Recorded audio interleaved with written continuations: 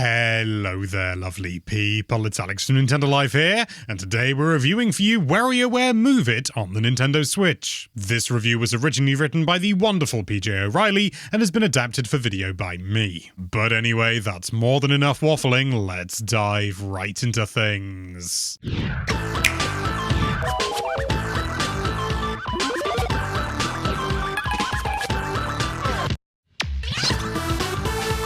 As much as we love 2021's WarioWare Get It Together, it's definitely an entry in this balmy franchise that ended up somewhat dividing opinion over time. With little in the way of truly engaging multiplayer options, no real core gimmick, or any significant attempt to utilize the Switch's unique control opportunities, some folks, not us mind, felt that it didn't do enough to really make its mark. It's also been suggested that the game's larger roster of characters, each with their own mechanics, ruined the simplicity at the heart of the fun, making for one too many decisions to be made before you got into the main meat of the microgames. Now, after waiting ages for Get It Together to come along, just 2 years down the line, we've got another brand new WarioWare adventure to dig into. WarioWare Move It makes some big shakeups to its predecessor, wisely bringing back the motion control madness of smooth moves and giving us more ways to engage with other players. This feels like the classic Wii experience reinvigorated and a more fully fleshed out entry than 2021's effort overall with regards to cooperative and multiplayer options. As per usual, WarioWare Move It kicks off with Wario and his party of pals getting together for some madcap fun, and this time they're off to a wonderfully colourful exotic island. Upon arrival, Wario discovers mysterious form stones, which they're your Joy-Con. Long story short, this all leads to the gang taking part in over 200 very silly microgames across a story mode that whisks you between characters on a world map, a multiplayer board game style party mode, lots of co-op fun challenges, and more besides. This time around, you won't just be completing extremely quick challenges by simply bashing a button either. Oh no! As per Smooth Moves in WarioWare Move It, you need to adopt different forms before each motion control minigame in order to successfully complete the task that follows, whether that be shooting a needle through a hat, chopping up a great big vegetable, pulling tissues from a box, curtsying, or doing lots of things that are altogether just not as easy to describe. Forms see you assume various poses with your Joy-Con held in a certain way. And don't worry, none of them are too complex. And once you've got the form down, you then use it to complete the quick-fire task that follows. Forms are added to your library as you progress, and any can be called into action at any time. What this means in action is that you and your fellow players need to actually move it to assume forms and perform tasks. You'll need to do lots of wiggling, flailing around, pulling off strongman poses, and purposefully squatting in order to stamp a piece of paper with your ink-soaked derriere. The movement aspect to proceedings will come as no surprise to Smooth Move veterans.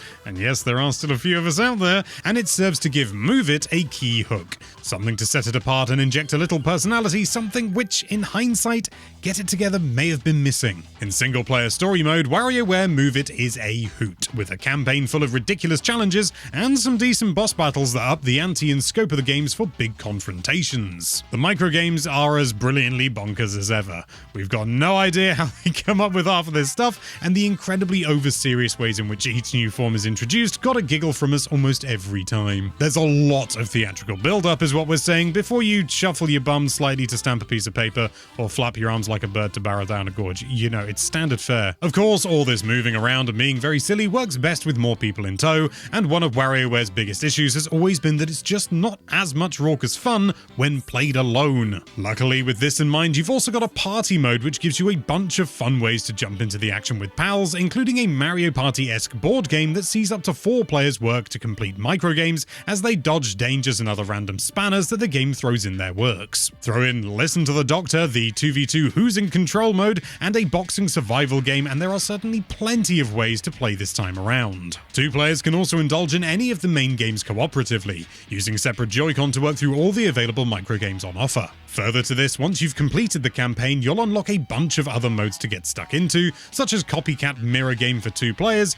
2-player Showdown, and stuff like Thrill Ride, where you have to best every minigame with just 1 life to spare. For those amongst you who like to take things to the extreme, you can also turn up the speed of the game, which is absolutely not necessarily recommended, but it can be an awful lot of fun regardless. And there's also a super hard remix mode to unlock to really give you the toughest challenges possible. With a museum full of microgames to play in either solo or co-op as you unlock them, WarioWare Move It certainly provides plenty of ways to play through and enjoy its excellent microgame menu with your pals. As long as you're playing with a bunch of folk, you're all dandy. However, this new entry, as much as it provides plenty of content and ways to play, does suffer somewhat as a solo experience. The drive to stick with the madcap mayhem is considerably less when it's just you playing on your lonesome, although it is hard to criticize too much considering WarioWare is a party game at its heart. And when it comes to party games, this ludicrous series has always just about been one of our absolute favorites. What's not to love about watching a family member trying to catch a fish with their thighs,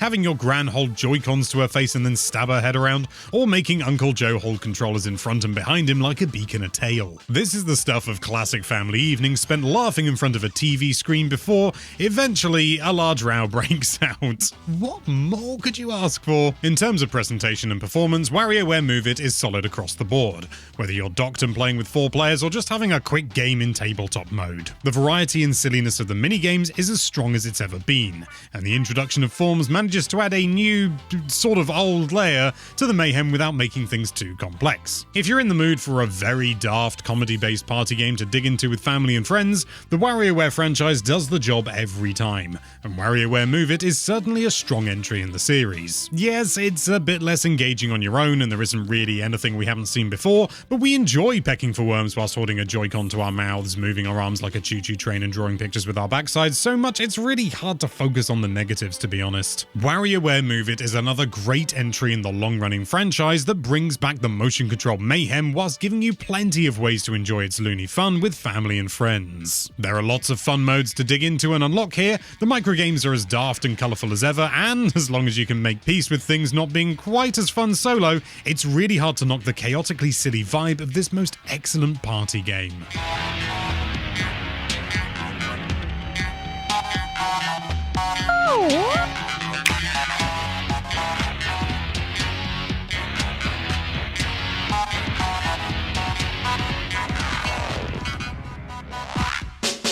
You've reached the end of the review, that means it's time for Alex's personal thoughts, and yeah, it's basically Smooth Moves 2. I could probably end my personal thoughts here, but I won't. As WarioWares go, it's a really good time. There were numerous instances where I had no idea what to expect from any of the minigames, and I didn't fully understand them, and so, I completely fumbled them, which usually in a game would be irritating, but when it's a micro game, the only thing I wanted to do was I want to do that microgame again and get it right, Many of the games are dead simple, but the real challenge, of course, comes from doing it all in quick succession, and often without knowing precisely what it is you're going to be going into. It's WarioWare, if you've played a game before, you understand what I'm talking about. And it might just be me being a picky sod, or it might be the way that I played Smooth Moves, but I really do wish there was just a little bit more single-player stuff. Not even necessarily exclusively single-player, but more that can be played with just a single player, rather than demanding 2 or more. I understand it's a party game, it's meant to be played with other people, but even then, you can have your cake and eat it, you playing it through single-player is really good fun, but then you do reach a point where you're just well, I need someone else now in order to play, what's left of the game, which, again, I understand, but it still stings a little. Nintendo clearly doesn't want me playing this on my own in the dark with the curtains drawn in my pants, but I'd like the option. Having said all that, though, it's good.